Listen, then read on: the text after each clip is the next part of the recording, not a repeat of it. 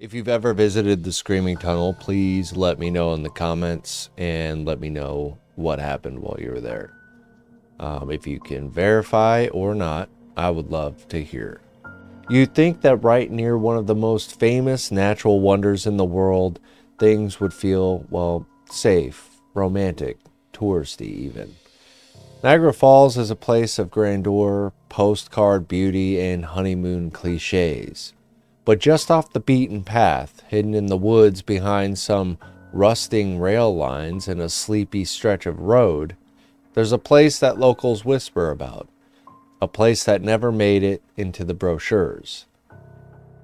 They call it the Screaming Tunnel. It's not flashy, no warning signs, no fences, just a cold, damp stone passage cutting under a long abandoned railway bed. You'd barely notice it if you weren't looking. But for over a century now, people who've stood inside it, especially after dark, say the same thing.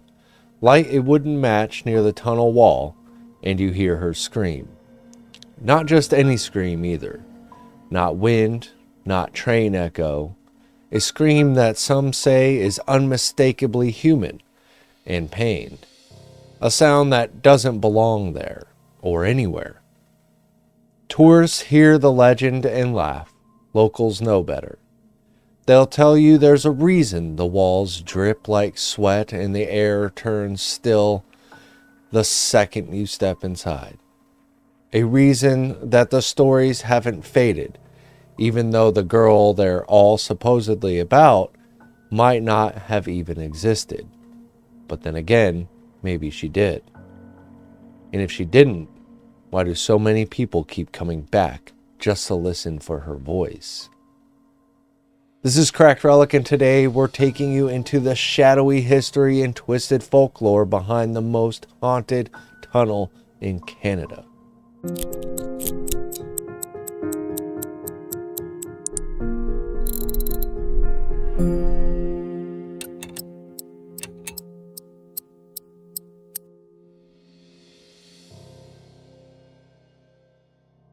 Long before it was haunted, the tunnel had a practical purpose.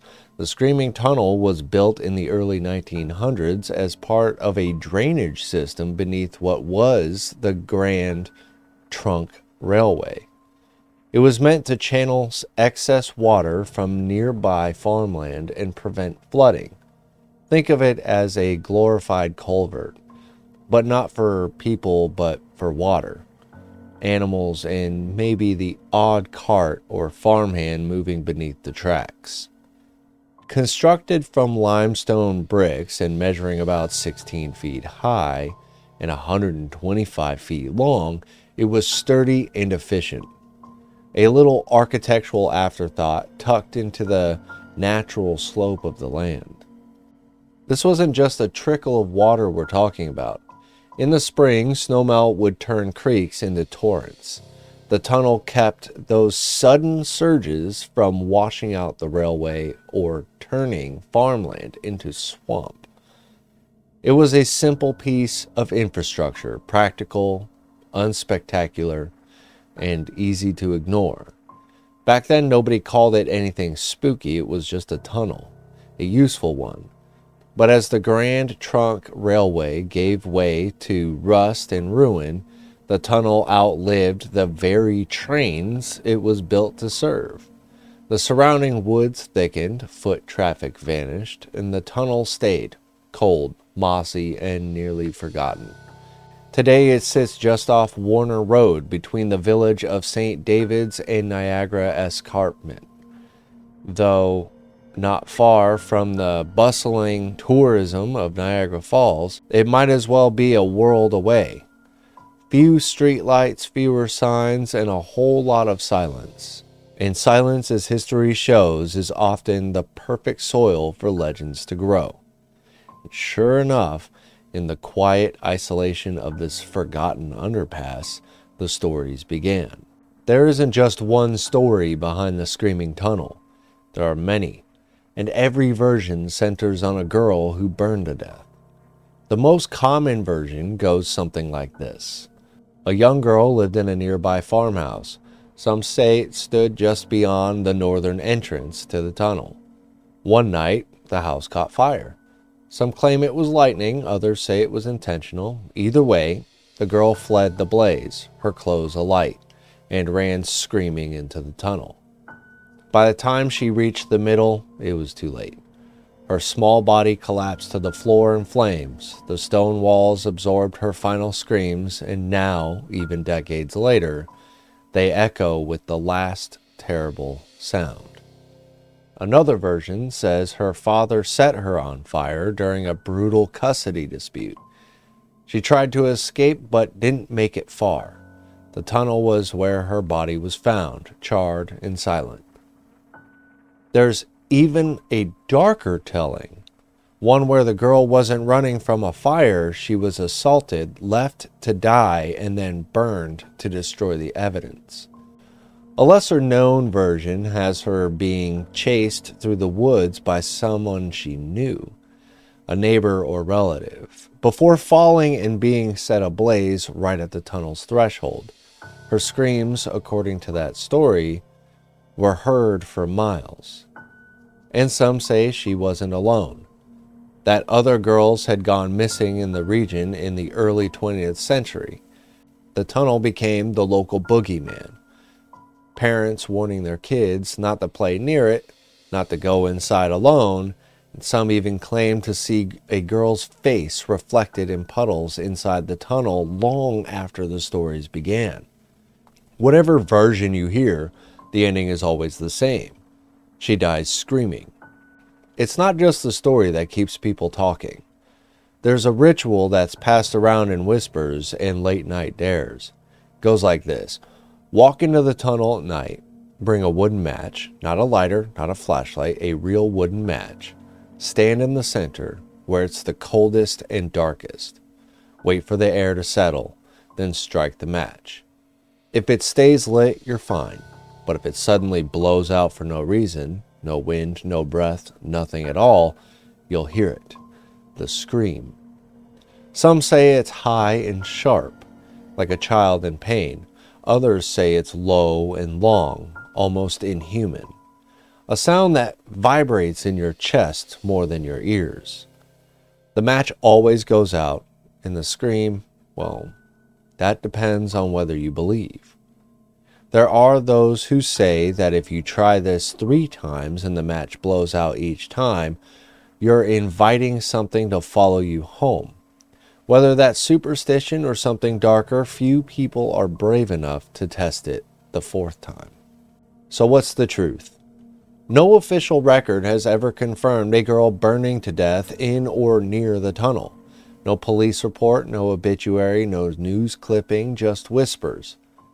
That led skeptics to dig a little deeper. One theory suggests that the scream people hear has less to do with ghosts and more to do with sound bouncing inside the arched limestone. The acoustics in the tunnel are strange. Echoes roll in weird ways. You can whisper and it sounds like yelling, and you can yell and it sounds like laughter. And then there's the housewife story. Some locals swear the legend started because a woman living nearby used to stand at the tunnel entrance during fights with her husband and scream, loud, violent, regularly. Her voice, amplified by the acoustics, would bounce and ripple through the stone.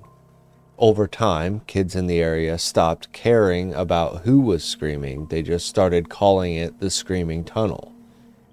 Eventually, the legend took on a life of its own, and a few campfire exaggerations, a match trick, and a splash of teen bravado, and it became a rite of passage for local kids.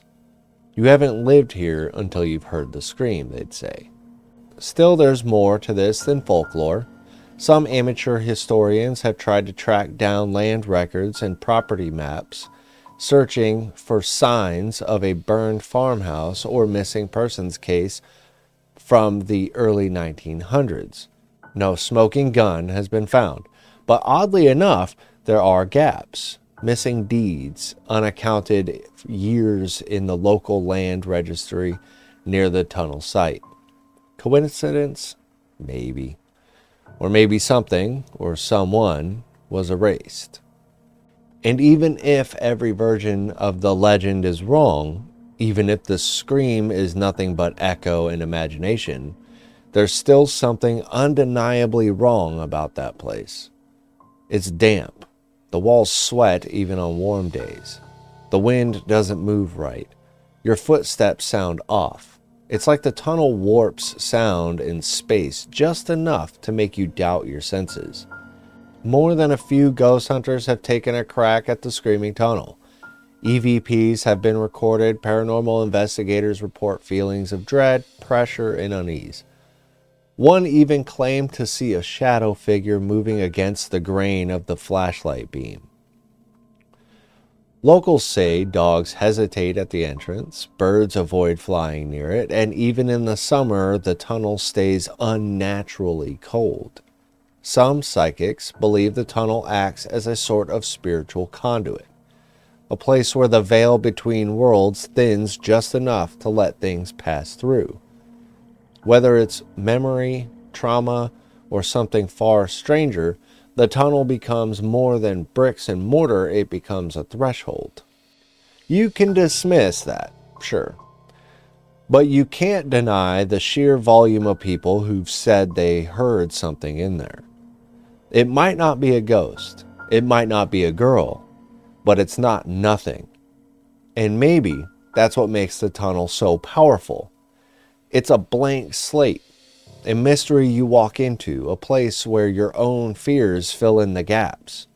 Is it haunted, or is it cursed, or is it just an old storm drain with great acoustics? Maybe and maybe not. The Screaming Tunnel didn't just live in whispered legends, it eventually carved out a place in pop culture.